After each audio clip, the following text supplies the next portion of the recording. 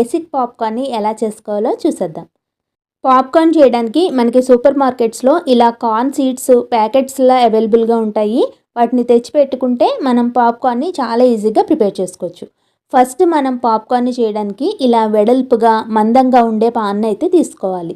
దాంట్లోకి 2 టేబుల్ స్పూన్ల వరకు ఆయిల్ వేసుకుని 1 కప్పు వరకు కార్న్ సీడ్స్ తోటి నేను ఇక్కడ బేసిక్ పాప్కార్న్ని చేస్తున్నాను.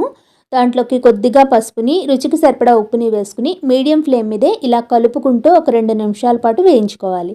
ఒక 5 మినిట్స్ తర్వాత సీడ్ మనకి కొద్దిగా కలర్ చేంజ్ అయ్యి ఉబ్బినట్టుగా వచ్చాక పాపప్ అవ్వడం స్టార్ట్ అవుతుంది. అప్పుడు పైన మూత పెట్టేసుకుని ఇలా మధ్య మధ్యలో పాన్ని కదుపుకుంటూ ఉంటే అన్ని సీడ్స్ కూడా పాప్కార్న్ కింద రెడీ అవుతాయి. ఇలా పాప్కార్న్ని చేసుకునేటప్పుడు స్టవ్ ఫ్లేమ్ని లోలో కానీ హైలో కానీ పెట్టుకోకూడదు.